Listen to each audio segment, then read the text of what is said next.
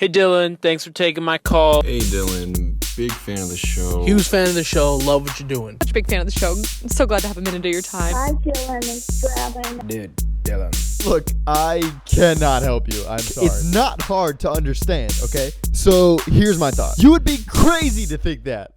Any prep. I haven't given you any. No, none. Well, we're in. You know, we're here. Okay. DBN.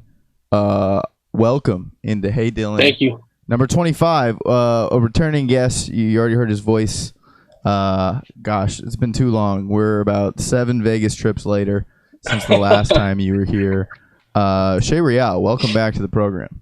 Thank you for having me. It's been way too long. Dude, a lot's happened. We haven't really even chatted. When I was out there beginning of May, and then again for Memorial Day weekend. Yeah. Yeah, right when I moved. Right when I moved. It was right when you moved, and then it was just again randomly for like Memorial Day. Correct, Memorial Day.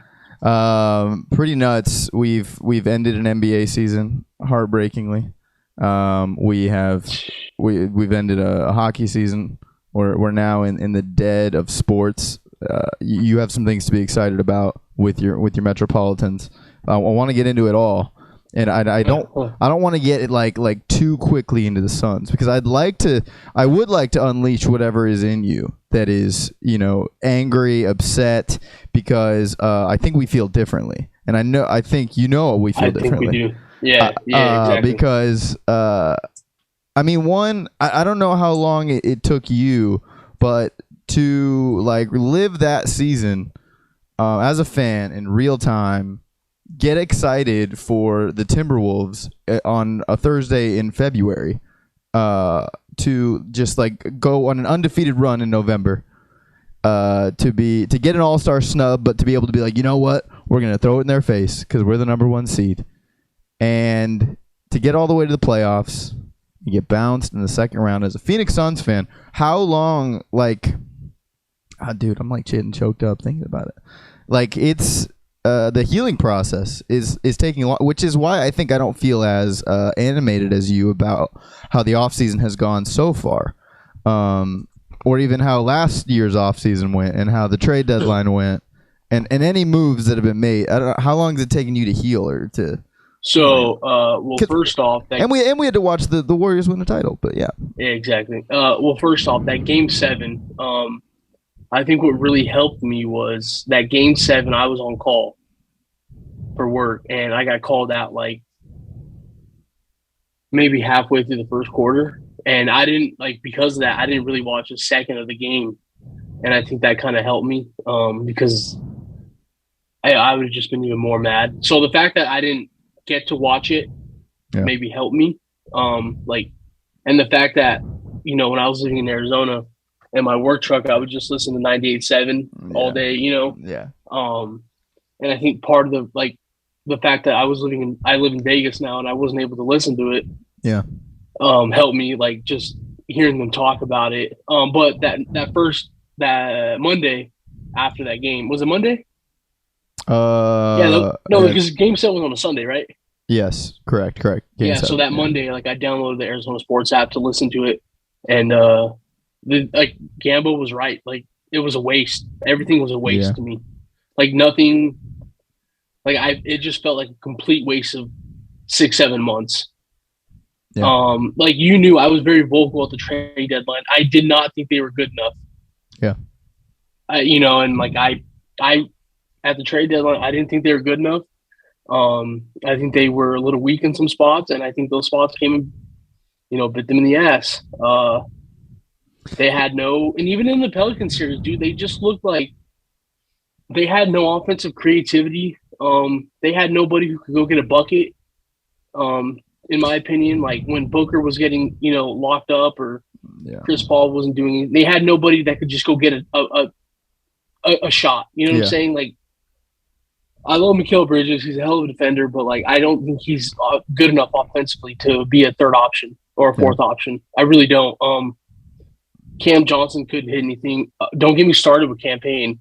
Right. I didn't think they had enough, and it showed. It really showed, in my opinion. Yeah. I didn't think the Mavericks necessarily were better. I think the Suns were that bad in that series.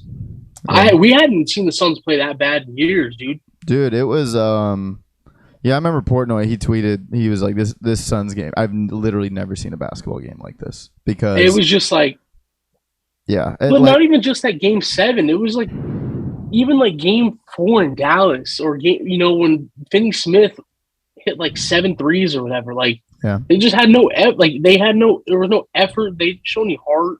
Yeah. And dude, if you were to ask me, in either of us in mid-April, could we beat the Warriors? It's like, yeah, dude. Like, there was a reason we can beat anybody. There was a reason they were runaway like title favorites. Yeah, and it's weird too, because you think about like, well, what's the difference between this year and last year? And you could say we added JaVale McGee, which we needed size, we needed boards. That was the problem against that one team, right? The Bucks.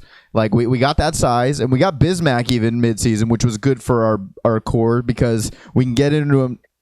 We agree on the DA situation, I would say, because like he's not a rebound getter, and so all we had differently is one, we got JaVale McGee, but teams knew, like, just put pressure, like just don't let this team walk down the court easy, and we're getting beat by Jose Alvarado. He's becoming a meme, and people now know his name because he just put a little pressure on Chris Paul, got a few 8-second violations, got a few. And we, like, Cam Johnson was shooting with such fear, dude. Like, it felt like we had to make shots. And then, letting a guy like Spencer Dinwiddie, who was one of the names that we could have acquired. Was it the trade deadline, or it was last offseason? Bro. Yes, it was trade deadline. Yeah, to go through that of like, dang, we didn't make. Because they traded Porzingis for him. Yeah, and it was like, it's a weird mix, because you can like not make any changes and go, you know what, we're a team, we're locked in, we've played together for 2 years, like we don't want to bring in another piece to mess that up. Sure. And I think at that point in the season, I felt that way. I was like, dude, who can be this Warriors team's not going to we were definitely polar opposites on that at the trade deadline. Yeah. I think you thought they were fine. Like, I did. Like, don't mess it up. 100%, because at that point in the season, like we were far and away the best team in the league. Yeah, and so I just felt like I felt like they had some glaring needs, like especially coming off dude. Once Booker went off the floor, I mean they were daring the Suns to do anything offensively, and they couldn't. Yeah, you know what I'm saying? Like I don't know. It was really frustrating, and to me, like even Monty Williams, like he didn't. Yeah, I don't know. I don't like a rah. I don't like a rah like in your face. Like that's fine, but he doesn't do any of that. Yeah, like he doesn't get emotional. He doesn't. Yeah, and I think they needed that. Like they got kicked and they didn't know what to do. Yeah, like they were all shell shocked. Jay Crowder was another one where he was just like non-existent. Like he was a guy. But they shouldn't have to rely on him. Yeah. You know what I'm saying? It's just like, it was even that New Orleans series. Like something didn't just seem, actually, it was like the last like 2 weeks of the season, something just didn't seem right. Yeah. No, once we struggled with New Orleans, and like I had real fears, like, shoot, are we about to be a team that gets bounced by an 8 seed? Dude, but they were still far and away better. I still don't think Dallas was any good. I really don't. No. Yeah. And Brandon Ingram played like Kevin Durant for a couple games, and like it was insane. But like, yeah, it was so disappointing, but it's also like, okay, it also would have saved us from the embarrassment to play the Warriors, because that was like the thing was like, man, you could have beat Boston, and I'm like, I don't know that we could have even beat Boston. Like that was a team that played defense and could score. Just they were too young, but we were the same age. The thing that frustrated me, honestly, because you already know how I felt about not getting any help at the trade deadline. But the fact that they went into that New Orleans series, 1-8 matchup, and the Pelicans improved significantly at the deadline more than the Suns. You know what I'm saying? Like, right. Dude, once Paul was hurt, did Paul get hurt that series? That was the Mother's Day. Yeah, we still haven't heard what was going on there. No, that was Dallas. That was Dallas. Mother's Day was Dallas. Devin Booker was yeah. Oh yeah. Devin Booker got hurt. Yeah. He was the one who was hurt. Yeah, so like once Devin Booker, so my thought process in that New Orleans series, once like Devin Booker got hurt, New Orleans had the two best players on the floor. Yeah. And it shouldn't be that way in a 1-8 matchup. Yeah. You know what I'm saying? Like, that's how I felt. And I think, and it seemed that way. The Suns obviously had a better team, but I think New Orleans had the two best players on the floor. And it shouldn't be that way. And I remember that night, I think you sent a text that was like, dude, blow it up. Like, let's blow it up. And I don't know if that's cooled down at all or if it still is there. But I'm very much, at first I was like, all right, relax. But I'm also now in the point of but how do you come back from that is what I'm saying. You can't. Truly. You can't. We now live as we're like the Atlanta Hawks 2013, where it was like, dude, what a waste. Like you were supposed to be the best team. You had the best record. You played perfect all year. See, but that Hawks team was different because they just never felt legit. They never felt legit. But the Suns felt legit for 95% of the season. They were far and away the best team. And I don't think no one's going to take them seriously. Right. No, that's what I'm saying. Is like no one's going to take them seriously. They all know what happened, and it's I don't know. That's like the hard part. And then there was the pulling Ayton off the court, and he was clearly upset, and it was deeper than just like minutes or touches or whatnot. But what do we do now? And I know we're past the draft, and I know free agency is not going to be as spicy as we had hoped. There still is some moves. I saw DA for Miles Turner, something like that, where we can still deal him off. But like the way I see it is Chris Paul can make anyone an all-star. He really can. But can he anymore? Is that playoff? Is that series in his head? I don't know, dude. Chris Paul is he should have that Houston series in his head, right? Wasn't he on that Houston team? Yeah. Like he should have a lot in his. He was hurt. He should have a lot in his head. I don't know. He didn't play in that Houston series. I don't. I think Chris Paul, if we're going to get the best out of him, we need to take more weight off his shoulders, not expect too much from him, let him relax. But I think if we had a guy like a Steven Adams, right, who is, 5 points a game on a good night. Dude, that's what I've been saying. But a 13-board guy, Chris Paul will double his points. And if he can keep going after it, that's, I think, why JaVale, he might be getting old, but that's why those guys, I'm like, dude, you don't need a star center. They need like a Robert Williams, Kevon Looney, dude, Steven Adams type of guy. It's not working with Jokic. It's not working with Embiid. No. Why invest in these big guys? Send them off. Exactly. And Miles Turner is that's a weird mix because he's still an offensive big more so than defensive. So it's that would still. And is he at such a tougher upgrade than Ayton? Right. Yeah. It's just and to miss two drafts in a row, dude. That is that's borderline embarrassing. That's gonna catch up. You look at the Warriors, bro. They got back into the draft the other night. Oh my! Look what they did last year. Dude, the Grizzlies had picks. All these teams, you need because the Suns have no foundational pieces, dude. Right. They really do. Outside of Devin Booker, he's still young, but he's getting older. Yeah. They have nobody who's man, he's the future. You know what I'm saying? He's going to be really good in a couple of years. And we don't have anybody like that. Yeah, and with Mikal, it's I think Cam Johnson. We have to remember he is young. He's the last guy we drafted, and so I think there's still time for him to understand. And but he had that run. I just don't think those guys are going to offensively develop necessarily, especially Mikal. But I think there is something in there with Cam Johnson. If Cam Johnson was on the Warriors, I think he would be perfect. I think he'd be relaxed. I think he wouldn't he would just fit well somewhere like that where he is the fourth piece. But we need him to score, and we need because Booker, he's not Kobe Bryant. He's not a takeover guy. No, he's not. Unfortunately. So, the other day was interesting because, dude, for like a split second, it really did seem like, wow, could Kevin Durant be a Phoenix Sun, right? And like, I'm in another group chat with like these other guys, and they were saying like, teams who blow it up, like it never works out and this and that.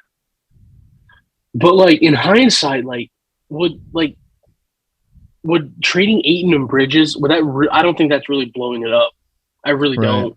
No, yeah. Because one, I don't think either of those guys are good enough to win a championship for the Suns. If they were, they would have already happened by now.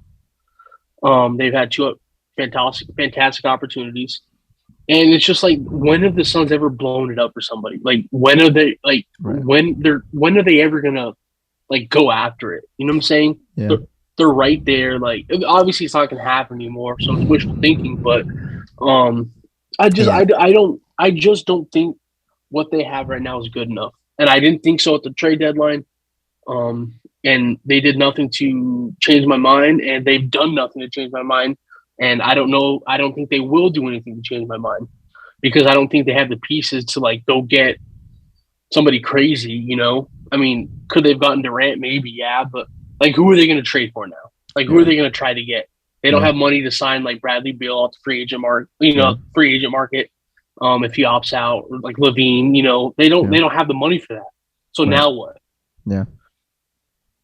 Yeah, it's frustrating. It is they're in a really tough spot. And as an organization, like for being so good last year, they probably couldn't be in a worse spot. Yeah, like they still have the most wins since the bubble of any team. Yeah, and it's like, and they have that. And just hit me, but like they just remodeled their arena, and which is nice, by the way. They just got to the finals. Like, they're getting a lot of momentum in the Valley.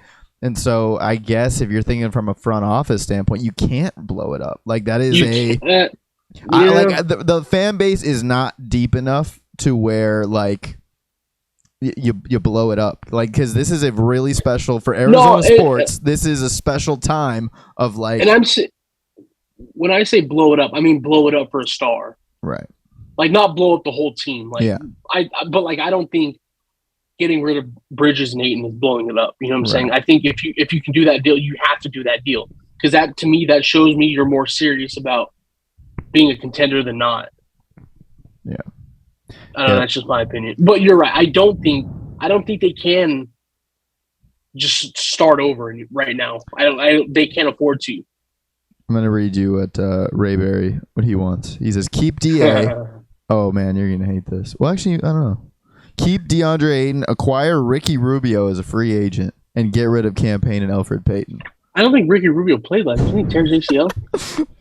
Yeah, where was he? Cleveland. He was hurt. Yeah, Cleveland. Yeah, he got hurt though. I did see him.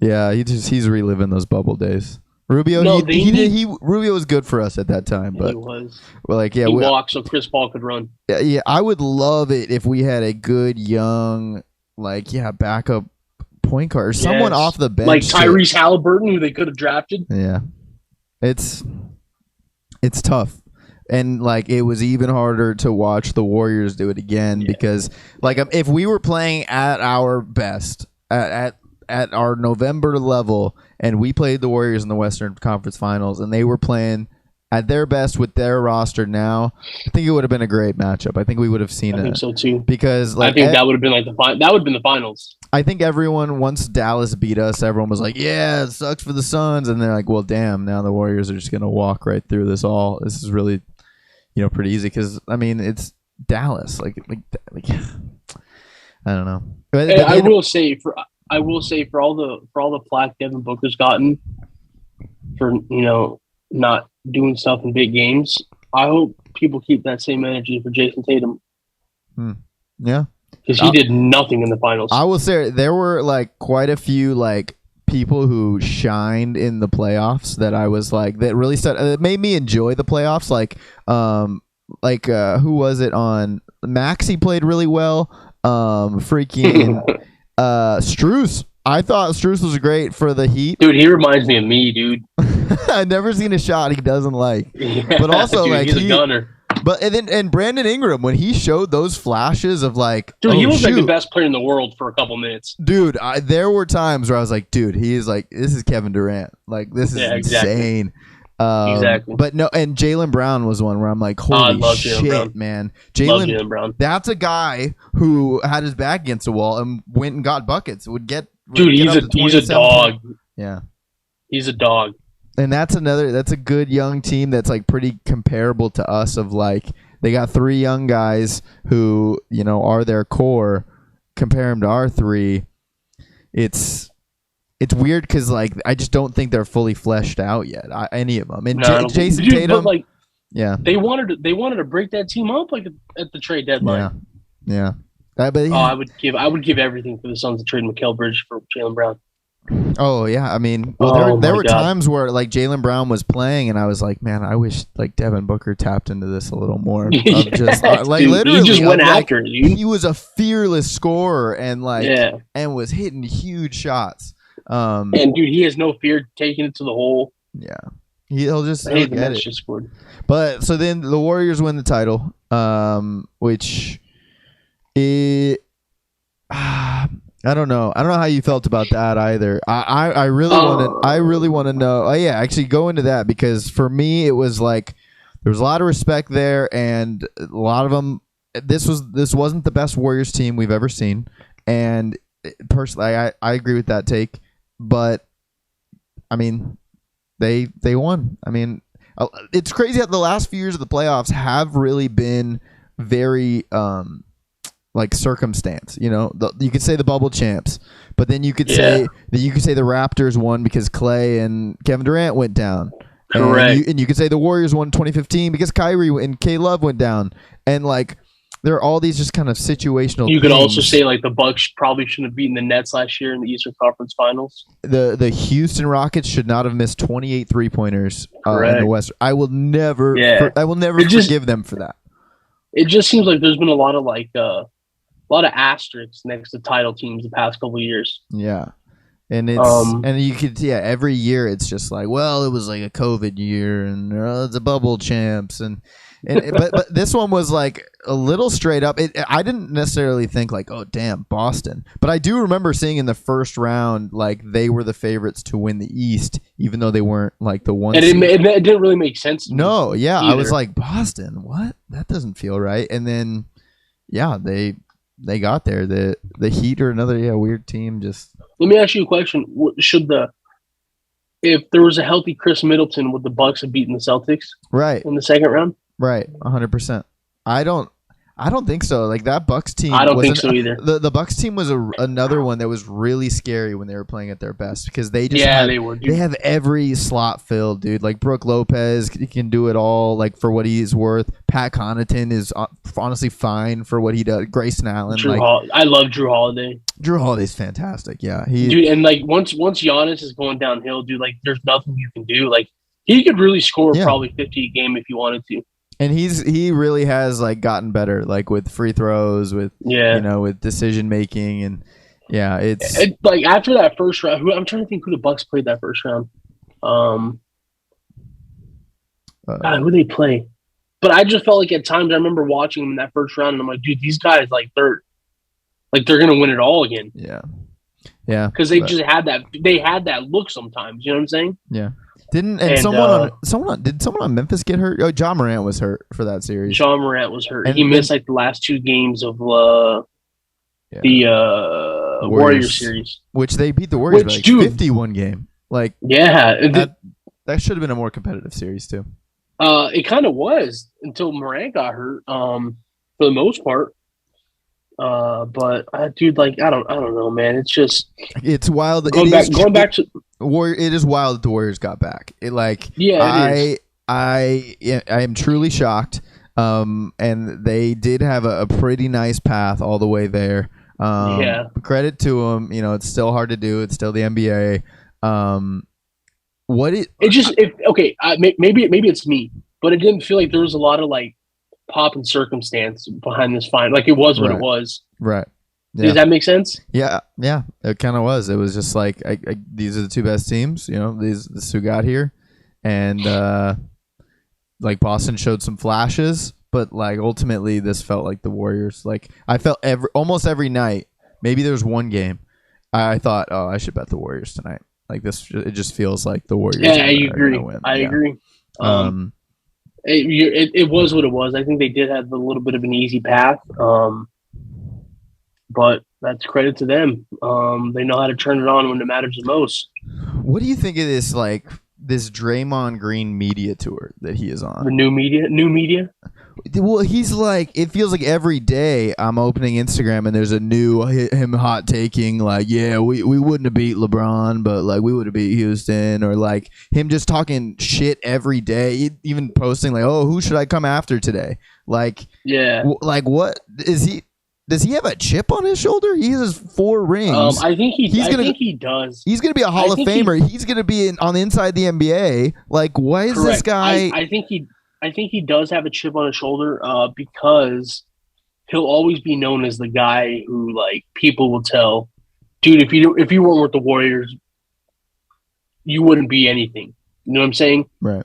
And I think he does carry a little bit of that chip on his shoulder. And I think he always will, because I think deep down he knows, like, while he's an astronomical part to their success, he couldn't be in a more perfect situation.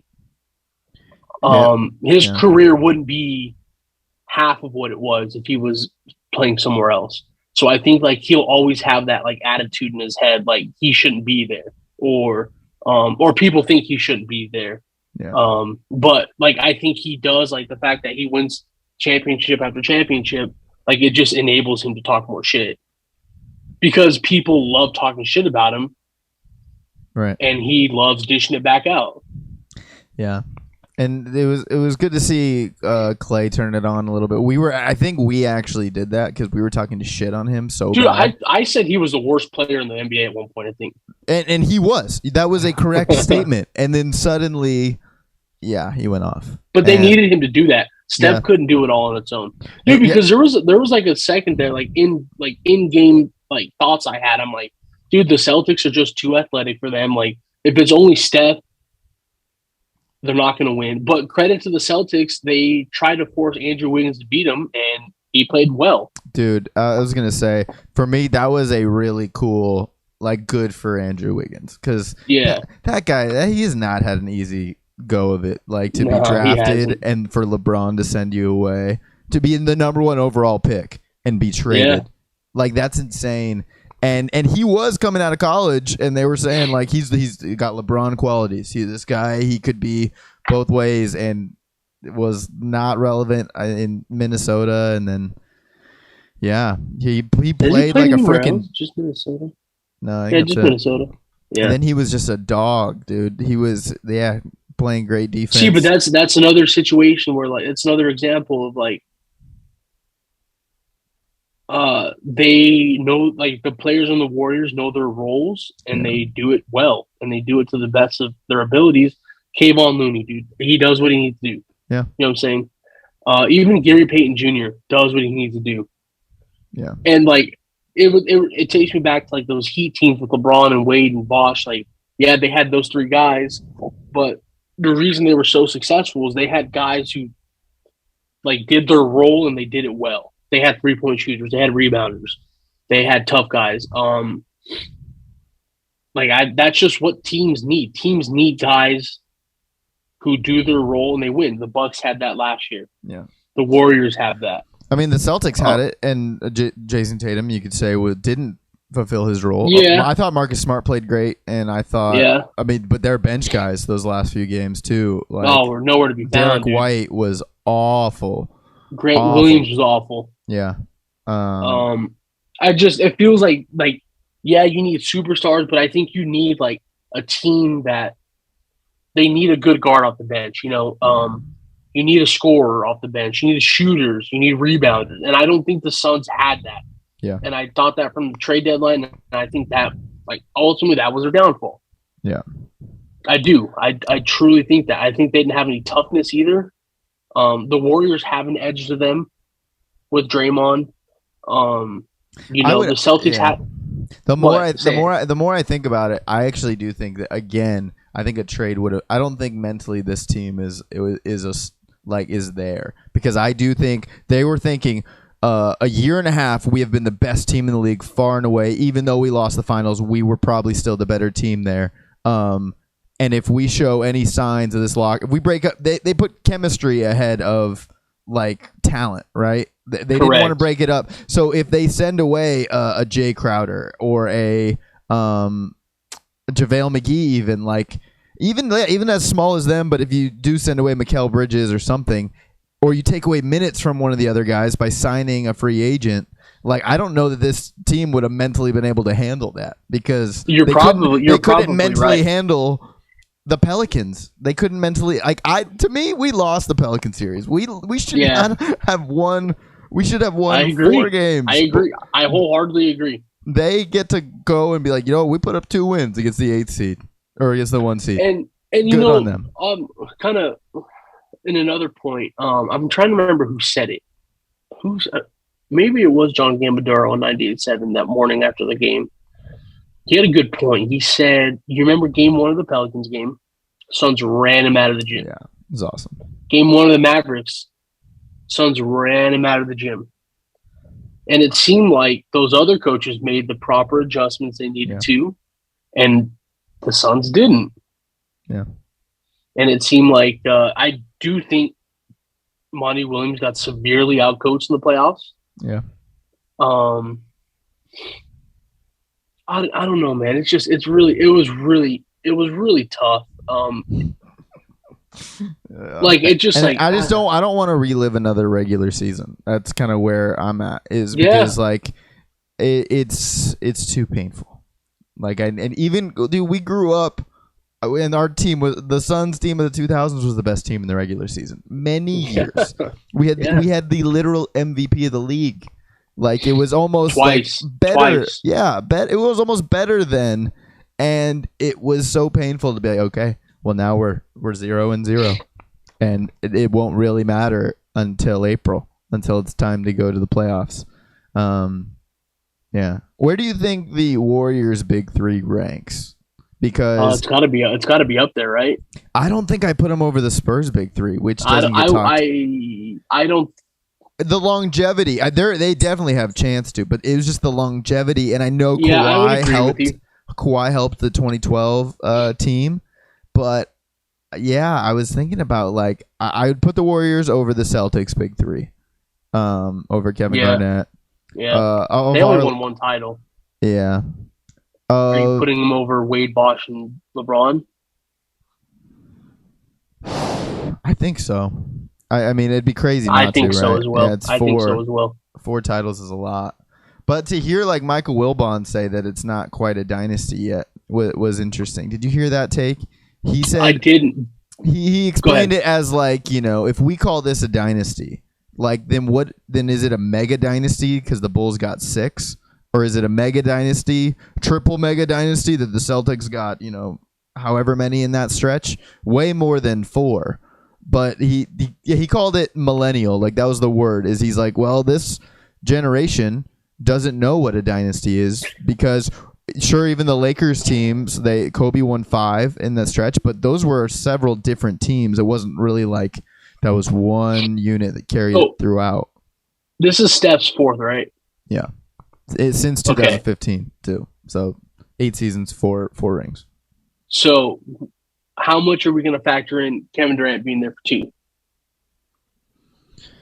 Because those Kevin Durant teams, whether people want to admit it or not, were virtual locks to win the title. Would you agree? Right. And and that was another thing he said too, though, is he said this should be 6. This should have been 6. Kevin Durant should have never left. They shouldn't have. Yeah, they won. Well, no, they shouldn't have lost down 3-1 or up 3-1. Yeah, they shouldn't have. And then if Kevin Durant, and Klay Thompson don't get hurt, they beat that Raptors team. They're beating that Raptors team. Yeah. They are. And then it's 6, even if Kevin Durant still leaves, and they're still bad for a year or 2.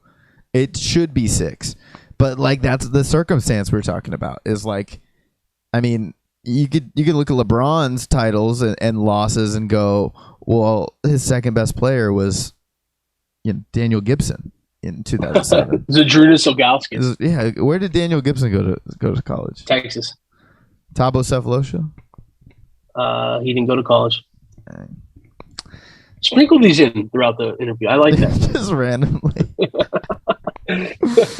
But no, I don't think, put him above. okay, I don't put him above the Spurs. I don't know why, but like to me, I mean, I would say it's at their best. They're both pretty virtually unbeatable. Like, correct. Like it was when you couldn't switch on Tim Duncan. You couldn't. Dude, but like you to me, couldn't like hedge a screen. Tony Parker will pop it. Like Manu was very Clay-esque, very similar players in terms of could hit the big shots, could defend, could hustle, but.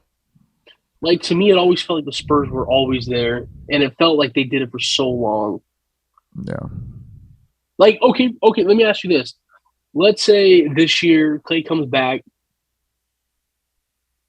it's a train wreck, and they don't win the title. They're out. They get knocked out in the Western Conference Finals. And then they don't win it next year. So like it can be that close to be how they're not a dynasty. Yeah. Because I don't think Klay Thompson played all that. I mean, he played good. Yeah. But he wasn't his old self. Right. So that's an interesting thing to look, going forward. And he came back January, so he's only had a couple months. Yeah, that's true. So, and it's tough because, and now even thinking about how the Suns didn't make any moves and really no one in the West is going to make any moves. John Wall is not going to make a difference. So it's what's stopping the Warriors from doing this again? I personally, I don't think the Grizzlies are ready. I don't. Yeah. I know John Morant's great, but there's something about him. I don't know. I mean, Utah seems way more blow it up than us, right?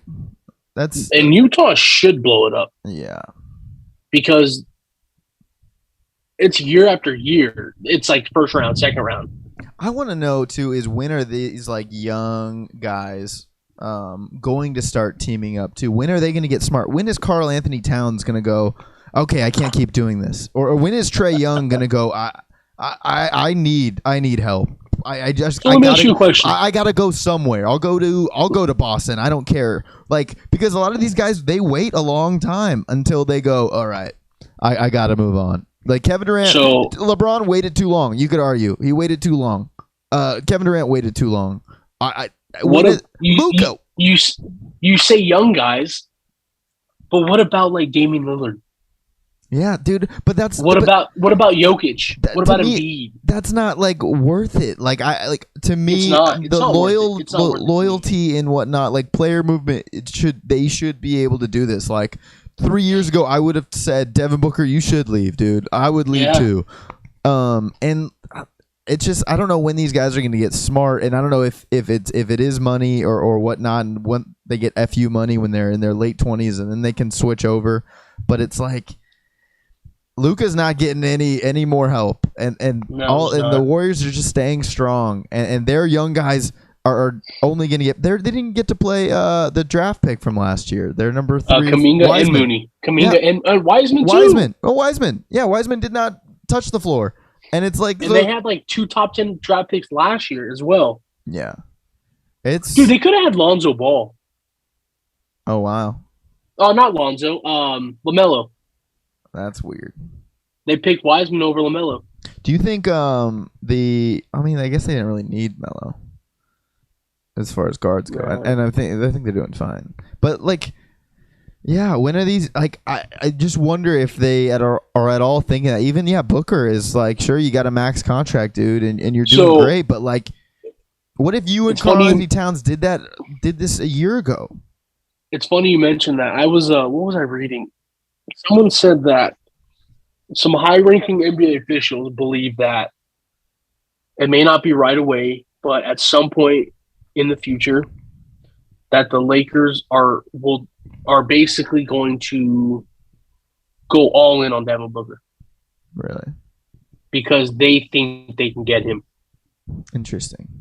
So let me ask you a question. Let's say this year runs out. They play this upcoming year. They get in as a 5 seed. And they lose in the first round. Then what? Yeah, no, that's... Chris Paul is 38, 39? Yeah, no, that's it. But we still have... I think he's a 4-year deal. right? Correct. Yeah. No, he can opt out after next. I think there's a team option after next year. Right. But again, yeah, I'm fine with Chris Paul. I think we keep Chris But Paul. then what happens with Devin Booker? Right. They didn't win. They went to the finals. Didn't get it done. They had the far and away the best team in the regular season. Can't get it done. Yeah. Do you think he knows the writings on the wall at that point? And he'll be at like the 8th season mark, which he came in pretty young, and so he's still pretty young, and that's about when LeBron did it. It was about 8 seasons. 27. Yeah, was like LeBron. It was 2010 when he moved over. He was drafted in 03. Yeah. Yeah. And it's like, well, yeah, that seems to be the time. Kevin Durant was probably similar. He spent so many years with Oklahoma City. Yeah. Six at least. Yeah. Giving it a good go, and maybe that's just the way the contracts lie, and then they end up going for it. It's I think more so than ever, players are going to have full autonomy, dude. Like whether they're not doing it right this second, but it's only a matter of time before players are like, I want to go here. Like, I don't want to be here. And teams are going to have no choice but to oblige, because if they don't, in the future, no one's going to want to deal with them. Yeah.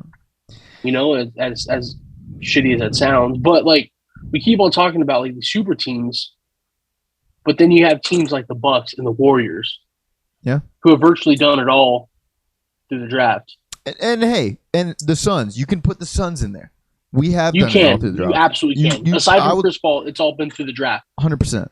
And but it's not good quite. enough. It's not good enough. Agreed. And it's crazy to think. Dude, like, true. It is crazy to think too how much Chris Paul elevated it. If these other young guys aren't playing with Chris Paul, are they like? Because Mikal Bridges was like a C+, B- kind of player when he was first starting off. He wasn't quite there. Like we thought he was going to come be a Grant Hill right away or be one of our awesome small forwards, and it took him a little while. And I don't know if it took a Chris Paul to get him there, because I do think Chris Paul got DA there too. Yeah. Do you think Chris Paul is tapped, or Mikal Bridges is tapped out? Like his potential, like he is what he is at this point. Potentially. Does that worry you? A little bit. I mean, I just think it's instead of like he is your third option, he might be better coming off the bench. I think it's so as well. It's all about like placement of where do you want to put him, and if he wants to, get in the gym and get that scoring on and get that aggression up and put on 15 more pounds and get to that level, then I think he's worth it. But we signed him. That's my biggest worry. My biggest worry is that I believe he is what he is. Yeah. And you just can't rely on somebody like him to be your third or fourth option. Like, he should be getting 10 to 12 points off of cuts. Yeah. Rebounds, catch and shoots. Yeah. That's it. You know what I'm saying? Like, they should be perfectly okay with that. Like, in the playoffs, they needed him to score like 20. Yeah. And that's not him. That's not him, no. And I don't know. It's just tough because I don't know. Maybe I'm more pessimistic than most, but I feel like they're in a really bleak situation. Yeah, because I think now to go from all the dancing and all the goofiness and all the like, it all is just like, oh dang, yeah. What was like that? It just because now it almost seems like they have no choice but to match whatever Ayton gets, right? Yeah. And he clearly doesn't want to be here. Yeah. So it's just I don't like see they're in a really tough spot. And I do not want to get to a point where I don't want to be like one of these organizations where like we get a Ben Simmons situation where and DeAndre Ayton I don't think is too far from that. I don't think he is either. Of being petty enough to act out, if you will, and kind of hurt the team, hurt the culture, and all that stuff. And I don't know that because I don't think he cares. I think he's too immature to care. But the Suns' hesitancy to give him a max contract has given me a little comfort in our front office that it's like, okay, everyone's on the same page. that Yeah. we are all very hesitant to pay this guy, even though he was our number 1 draft pick, and there was so much hype on him. But then those articles come out, especially the one during the playoff time where he was like, I don't sleep. I sleep 4 hours a day because I just play video games all night. You know what I'm saying? I don't. To me, he just doesn't come off as somebody who cares. Yeah. You know what I'm saying? He's not passionate. I don't think he loves playing basketball. Not everyone loves playing basketball. I'm a professional basketball player, but when your team is as good as it is and you're perennial title contenders, you need guys like that. Yeah. And it's frustrating. I want to ask you about something I call betikit. Betikit. Okay. All right. And I think you understand where I'm going with this. Because I think so. I think every person is different, and I'm curious when it comes to sports betting responsibly, within your means. What would you call an etiquette? Because we had a little spat in Vegas, you could say, this last time around. It was barely a spat, but it brings up an interesting conversation, right? And we were doing a lot of picks and stuff on DBN, and it cooled off quick. And there is this, I don't know, it's not necessarily superstition, but where do you stand when it comes with sharing your bets and talking about them? Because I feel dude, every time I talk about them, that's when it gets the most embarrassing, and that's when it gets the hardest to lose, and you feel like it's because you told people, you have a very good point, and I think part of, and I was busting your balls in Vegas about that. I placed a bet. I placed a very large bet on the Rangers, who were underdogs, and an over, and it hit. It hit. And I left the club early to go and just waste it. So I think in a group setting, when you're in a group setting, I think you're more inclined and more prone to share, right? Over text message, because even I will throw some out sometimes or whatever. In a group setting, when you're in Vegas, I think it is a little bit different. But you definitely have a few where you're like, dude, I don't think I'm going to send this one to the chat. Exactly. So speaking on superstition, there's one that bothers me more than anything. Which one? And this actually happened in Vegas when we were in Vegas. Which Vegas trip? During the tournament. Okay. It was when Arkansas was playing the Fighting Teddy Allens. Okay. It was the last game of the night in the first or second round, I think. And I needed Arkansas to cover 4, I think. And it was right before we were going to dinner, I think, for Macy's birthday, maybe. Yeah. And I needed Arkansas to cover 4, and I was watching at a little sidebar at MGM Grand, and I think they were up 6 or 7 with a minute left. And it would have been a very handsome payout. I'll leave it at that. Of course. And I was nervous, and Lexi was with me, and there was these 2 people behind me, and they, I think they just needed Arkansas straight up. Yeah. So they were just pissing on my ticket essentially, and they were just shouting and yelling, "Come on, Arkansas! Come on, you got it!" And I was getting really aggravated. And I probably shouldn't have. And you needed Arkansas to cover. I needed Arkansas to cover. And they were just shouting, excited that they were winning. You know what I'm saying? They didn't care about, they just cared about their bottom line, which is fine. And I remember asking them, hey, do you mind calming down? You're going to jinx me. Because that's a real thing. Mushing a pick, you're mushing a pick. You're getting overconfident. I turned around and I said something. And my girlfriend, Lexi, she wasn't too happy with me. And sure as shit, man, they jinxed me. And I think they won by 3. But that bothers me more than anything. Yeah. That bothers me more than anything. The sharing of the picks, I think it's in the groups. Yeah, when you come down to it, because dude, people take it in a group setting. It's just so fun to ride with everybody. Right.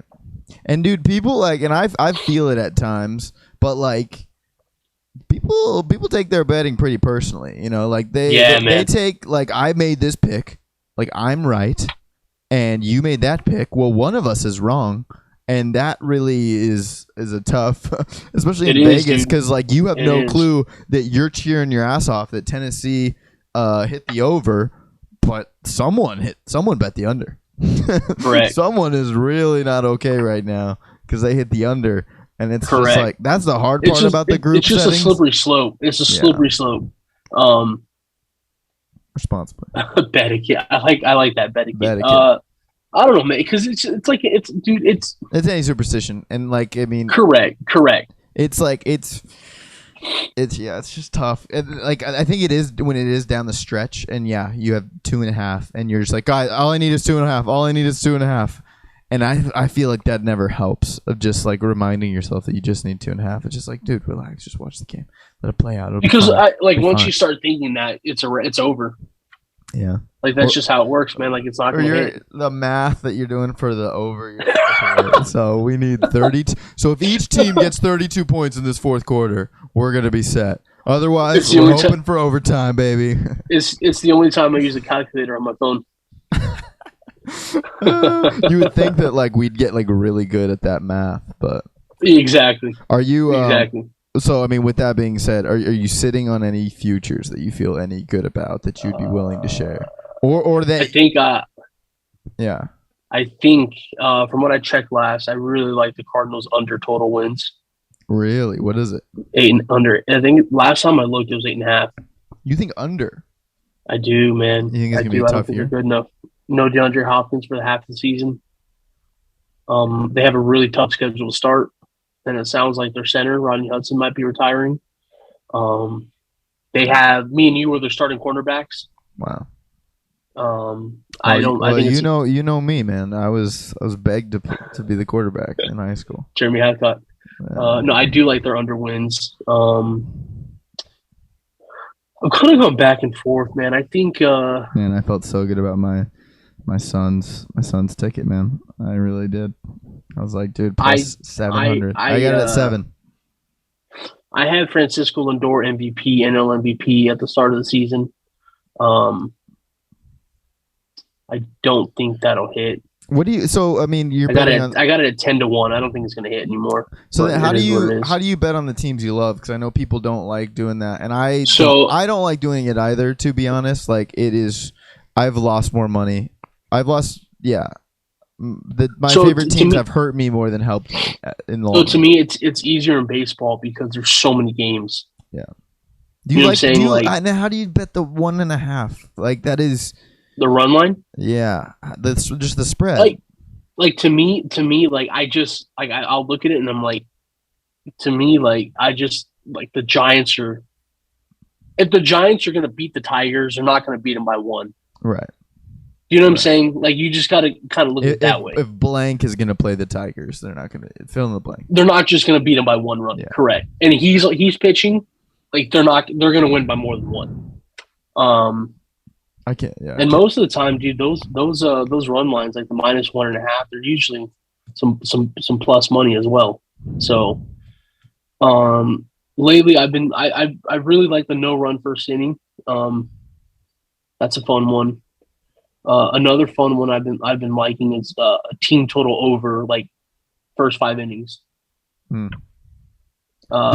It's amazing how fast actually it feels like the games move really fast these days. I really feel like I'm like, oh, the game just started, then I check 15 minutes later and it's like 3rd inning, and I'm like, what? Exactly. It moves very fast. But you're right though. We are in a little bit of a dog days sports wise. It's only baseball, some overnight tennis. What do you think about ASU? What can you tell us about ASU? Oh boy, dude. Oh boy. Hammer their win total under as well. Really? I think it's 6, maybe 6. If it's 6, under. If it's 6.5, take out some of your 401k and take the under. Will this be like an ASU team that will like shock a Stanford who's like on a hot streak or something? No. Nothing. No. They're gonna be bad. Are they coming to USC? It should be, right? They're coming to USC, yeah. Okay. I don't. To me, like USC doesn't have the same magic. As Yeah, it's true. Pasadena. As the Rose Bowl. Gosh, a lot of magic captured that week. That was the best weekend of my life today. Man. I thought ASU was going to win the national championship that year. Dude, and in October. Yeah, dude, I remember those conversations of like, dude, we'll be back here in a few months. I was already looking at Airbnbs for New Year's Day weekend. Oh, dude, you were pissed. You wanted to rush the field so bad, man, and just those. Good student section from ASU. I was begging Pasadena police to do something about it. Dude, but they're gonna be bad. ASU's gonna be bad. Wow. But so it's not looking real. Yeah, not looking real good for me. Football wise, yeah. So, but like, maybe I'll become a Raiders fan. How are you feeling? I mean, probably the last time you were on here, you talked about the Mets, and I think the Mets. I think we were in July. I think I jinxed them. I jinxed them last time. I think we were in July. I think it was like, holy shit, they've had an amazing couple months. Like, what does this actually team feel like? Because I know it's like you can be a miserable Mets fan all day. And you could say they're gonna, but like, what does the team feel like? Does this feel like a? So when I said that last time, I think it was like a year ago, right now, almost, and they were having a good year, but like it seemed a little fluky. Like they were good, but no one in the division was standing out really. I don't correct. Now. They've played a little worse the past week or so, but they're good. And I think what's different is DeGrom hasn't pitched one time this year. Scherzer has been out since April. He'll be back soon, the next week. DeGrom will be back in the next couple of weeks. Like their pitching starting to pick back up. I still think they need another pitcher. And I think they need a little bit of a power bat in the lineup, but there's no reason. I know the Braves won the World Series last year, but they lost. There's no reason. They lost Freddie Freeman. They've lost some pieces. That's not the same. They're playing better. They're playing better of late, but there's no reason, in my opinion, the Mets shouldn't win the NL East. They've had a little bit of a litmus test this week. Like they're playing the Astros again tonight. They lost 9-1. The Astros are really good though. They're going to start playing the Yankees soon. They're going to start playing the Astros. Oh, they're done playing the Astros now, but it's kind of like now stacked, like seeing where they're at in the pecking order with the really good teams. Yeah. Like it's probably Yankees, Dodgers, Astros, and then maybe the Mets. Second tier. Correct. Yeah, but I think they're good enough to be on that tier. I think they need a little bit. I think they need another bat in the lineup. And I think they need another starting pitcher. When healthy, DeGrom and Scherzer is the best combo in the league, in my opinion. But they haven't been out there together. I think Buck Showalter's been a tremendous hire. And even if they don't do anything this year, they weren't really supposed to do anything this year. Yeah. Steve Cohen's got all the money in the world, so he's not going to let them fail long term. He's gonna spend whatever he has to spend. So that makes me sleep a lot better at night. But I think they're good. I don't think they're gonna win the World Series this year, but they're good. They're a good team. Have they been fun to watch? They've been very fun to watch, dude. You know me, dude. Like I didn't really watch any of tonight's game because they were down like 5-0 in the second inning, and I was working, and I was just like, it's over. But I pretty much watched like 96% of Mets games.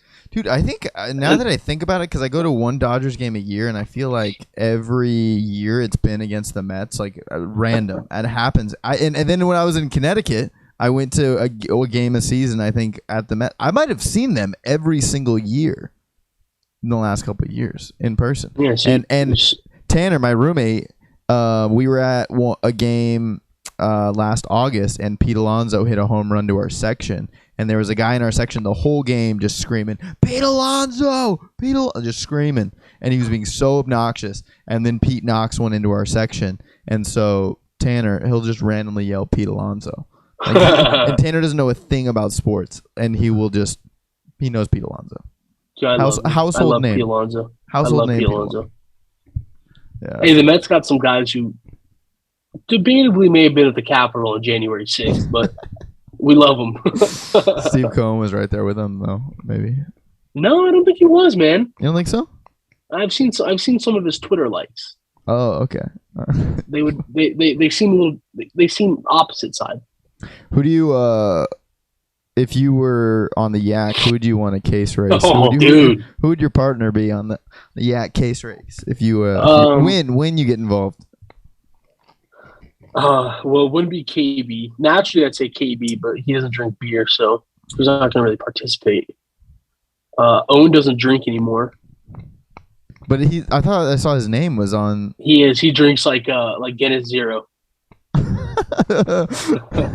That's disgusting. We had a Guinness. So from what I understand, from what I understand, he was like a full-fledged alcoholic in college. Damn. So now he doesn't drink anymore. I would probably say. I feel like I know a few people. Honestly, the Sass would be fun. Does he drink pretty well? Yeah, he did in the first one because he was with Big Cat, so he brought it out of him, and it was for his 21st. So, see, but I don't know anything about Shane Gillis. He'll be in the one this week, but that's wild. That's crazy.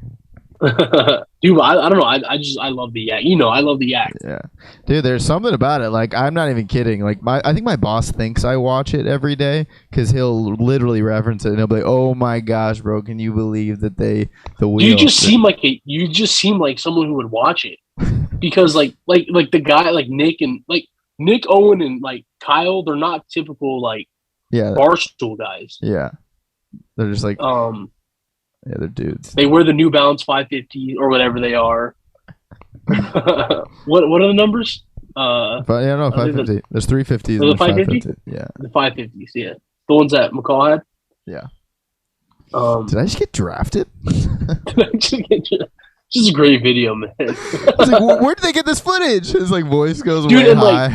Even him, dude, they'll always bring up his old tweets, talking crazy shit about Barstool. Yeah. And how it's nothing but douches and that's just to me, I think it's just a great group of people on that show. It's Barstool is so it's insane how they've just collected talent over the years. Right.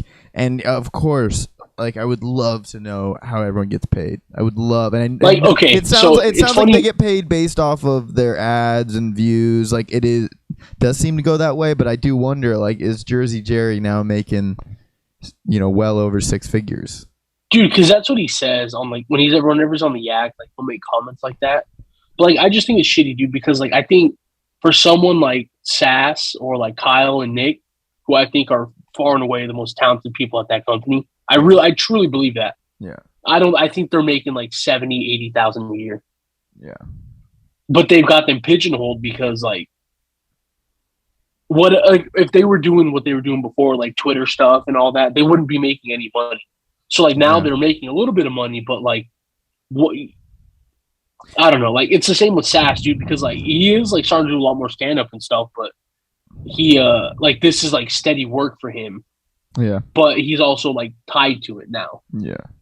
You know what I'm saying? So it's they were smart in the sense that they got these guys when they did. Now they have them. Yeah. But those guys now, in hindsight, they won't start making good money for a while, probably. Yeah, it's weird to think about.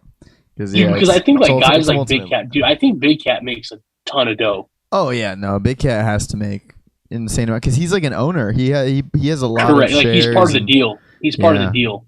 He's so it's crazy just how accessible they all kind of seem. When you think about even the ESPN talent that we come up with, those people are just, I don't know, feel you just see him on ESPN. That's it. Yeah, but these other they truly seem like dudes. They look like they smell bad. They do. It's they just seem real, authentic, and they're just saying in everything with their streams and stuff. And I've heard people say this about radio dying is no one go. I don't know that many people go back and watch these things. They're all just they're streamed and then they're there. It's like radio. It just goes away. You know, you can go back and watch old Howard and like funny, cool interviews or funny moments or but they take that off storylines. YouTube so fast. Yeah. And just their big storyline. You go back and watch the case race or Brandon Walker's kid's birthday. You know, the iconic ones. Tommy Walker Day. Yeah.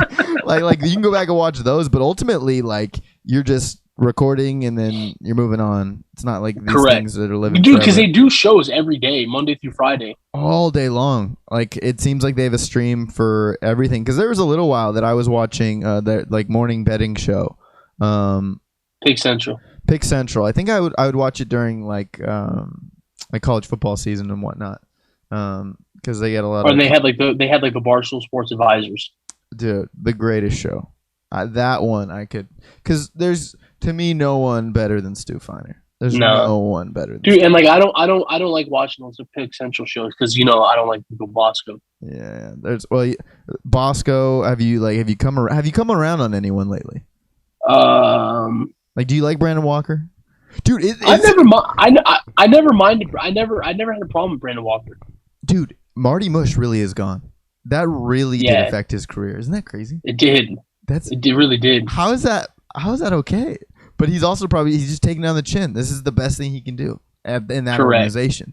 Dude, because I think they said I'm pretty sure they said his contract's up in October. So like he's just gonna do stuff, and whether they re-sign him in October remains to be seen. They got Tom Brady. But isn't that crazy? Like his career there might be ruined for dating a coworker, and it has nothing to do with like it truly is just this animalistic, like just it's how it goes. Yeah, exactly. Dude, how does HR work there, dude? Do they have HR? Probably not. Dude, there's no way. I mean, I'm sure they do, but like, I don't know, man. Because there's some stuff that like when what's his name threw that can at that guy, when Rico threw the can at that dude's head, like. Yeah, they just told him you're off and like you need to go to anger management. Suspended, and then they broadcasted the whole thing. My boss, he was the one who watches the Yak. He's told me before. He's like, dude, watch those contract negotiation like meetings like that Dave does. But he's like, I watch those. That's very educational. That I then use that the way they're presenting themselves, the way Dave's coming back at them of like, why should I pay you more? And like all those things, and I'm like, yeah. It's interesting, raw, honest conversation that you're used to. It really is. Like you're used to that being behind doors and awkward, and like, well, you're not supposed to talk about it, dude. Even something and that's like a pretty productive conversation.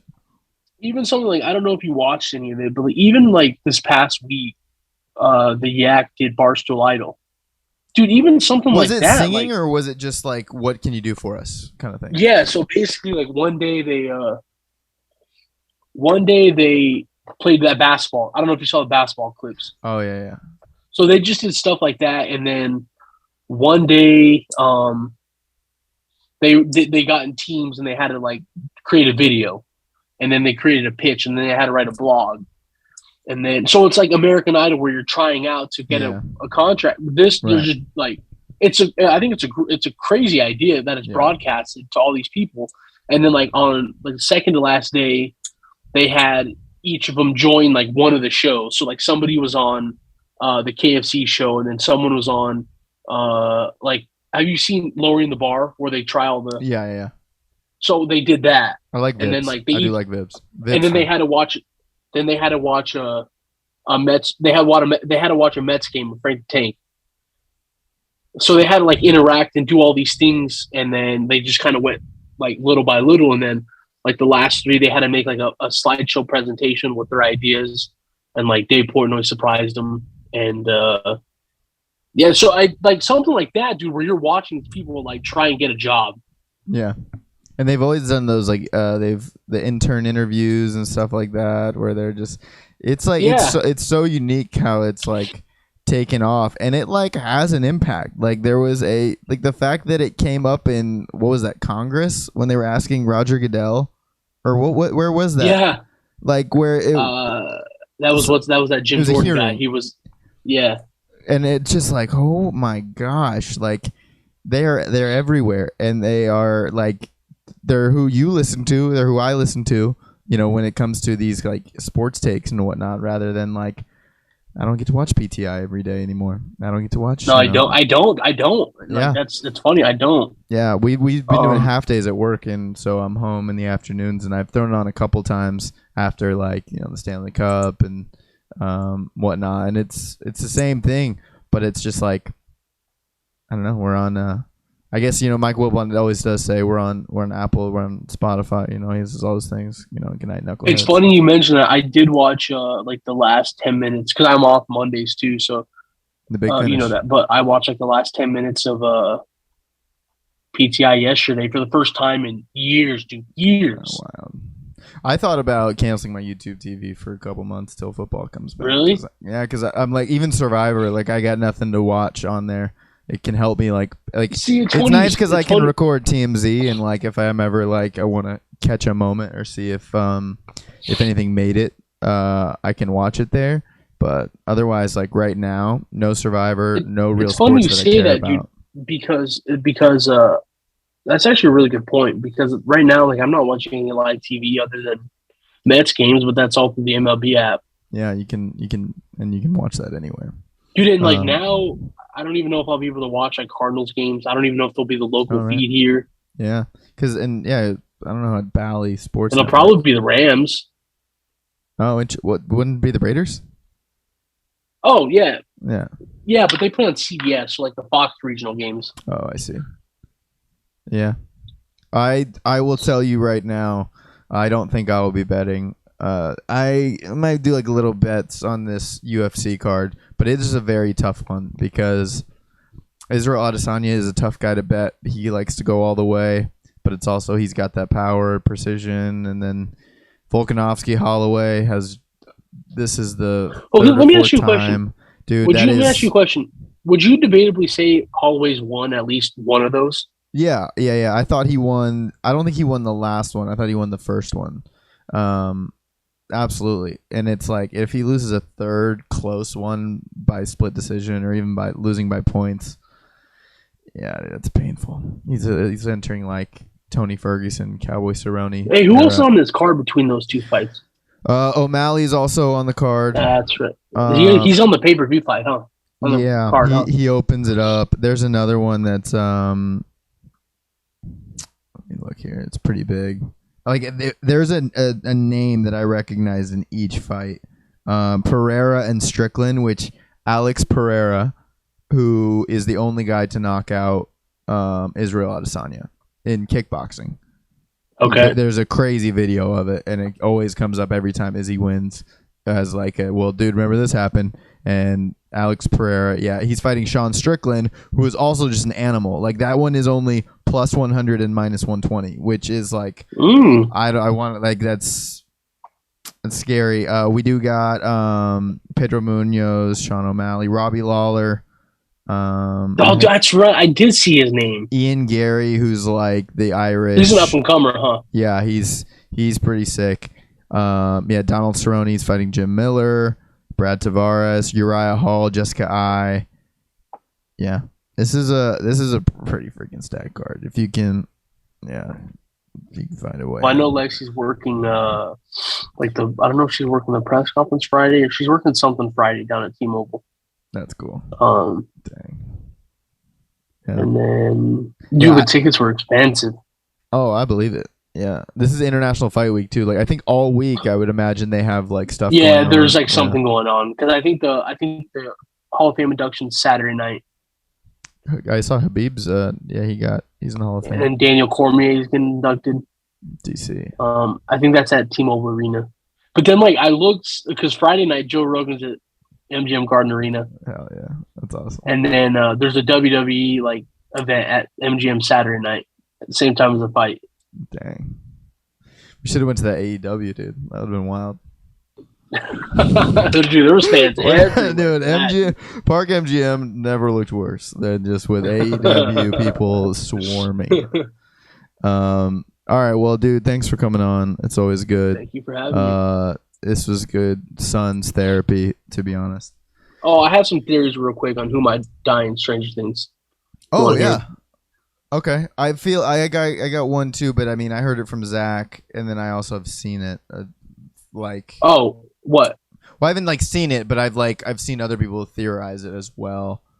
Steve being a guy. Yeah. And you just based off like the ending of part 1. And also, like, to me, I think Steve is like the most. If he dies, I think you get the most out of it. Like, I think if anyone else dies, you're like, you wouldn't feel it as strong as you would for Steve. What do you think? I just like. I wouldn't be shocked if somebody like, what's her name? Maya Hawk. What's her character's name? Oh, I did this. Robin. Yeah, I wouldn't be shocked if somebody like her died trying to save Steve. Yeah. Because like you'd be sad, but it was like she was only on for 2 seasons. Yeah. But like, dude, I could see. Zach and I see talked them like about killing it. her up. But like they like Bob Newby. That was one of the saddest deaths in television, like that I've seen. And I haven't seen a lot. Okay, and like some other thoughts I've been thinking, like what if like Lucas died? Like he gets in a fight with the basketball team and something happens and he dies.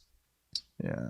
Did you hear what Zach said about I said something like, dude, I didn't like Jason. He's too short. I was like, he just didn't fit the role. And Zach's like, that sounds like another high school basketball player I know who said that this guy's too small to be a basketball player. Because I just did not believe it, dude. And I think, I don't know. But yeah, I can see Lucas going. I think it's Steve though. If it's anybody. Really? Yeah. Dude, last time I looked, I think he had the lowest odds to die. Odds. What about, is Max on there? Yeah, her odds were there so I think when I looked, her odds were like 14-1, which is something that really piqued my interest. Oh my gosh, 14-1. I'd sprinkle on that. Because I think Steve was like maybe even money. He had the lowest. Really? Yeah. And I think Max was like 14-1. Same with like Robin. Yeah, it seems to be the theory. When Zach brought it up, I wasn't already thinking that. I hadn't really thought like, oh, who's gonna die. But I think this is gonna be like how shows come out with the ones that are gonna be released, where they're gonna separate them like this. Because Stranger Things came out Memorial Weekend and then July 4th, when they know you have the whole weekend off. And even us, who we had a fun Memorial Day where we were very busy, we watched 2 episodes because we were like, yo, we still got to get through this. And they have one more season after this, right? And that's it. I believe so. At least one more, which I kind of thought I thought it was the end. But I hope Winona Ryder dies. Really? I can't stand her. Maybe Murray will die. Is Murray on there? Maybe he will die. Murray might die. If Murray's odds to die were like above. Someone said, I was talking to somebody and they're convinced that Elle dies for good. Yeah. But how do you have a season 5 without exactly her? I don't know how you have a season 5 after this, because unless it's like we know that questions will be answered here, but it's like, did 11 create the Upside Down by sending Vecna into it? And like, then what? Like if she kills Vecna and shuts it, then what? Now what? And then if Vecna is also 001, who created 001?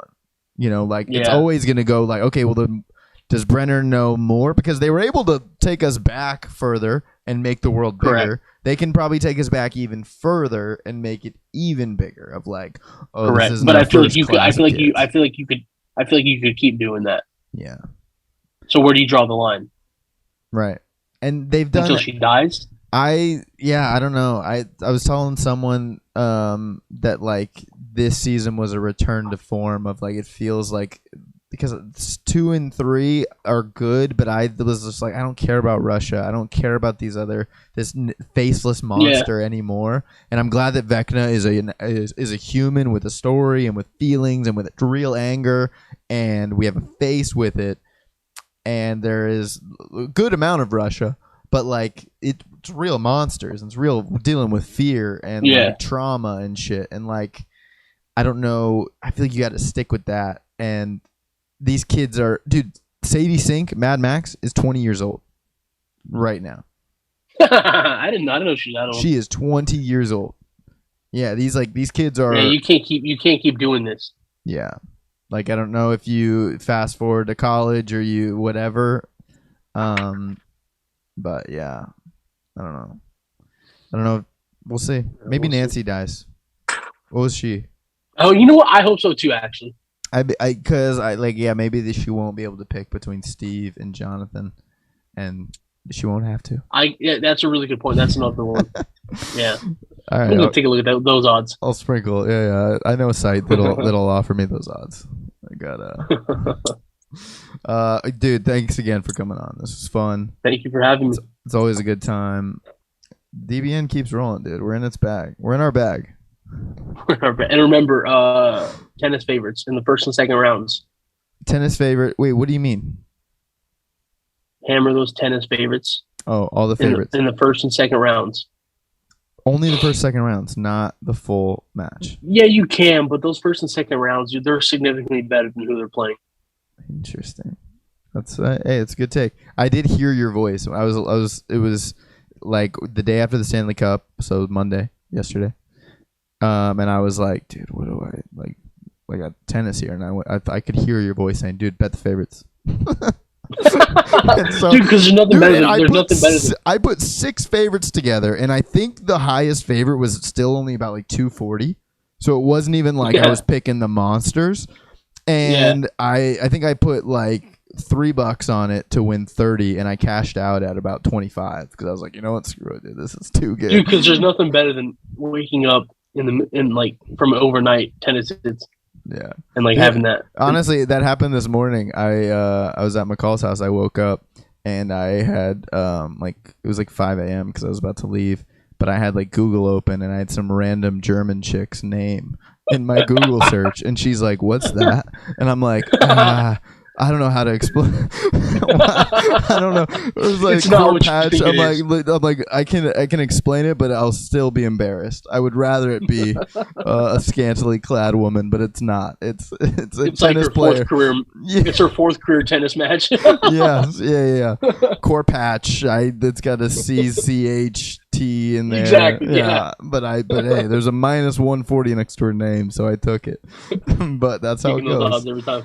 Yeah, dude. All right, well, we'll get you on here again soon. Yeah, please do. Yeah, dude. Any parting words? Have a good weekend. Damn, dude, that hurts. I hate that. All right.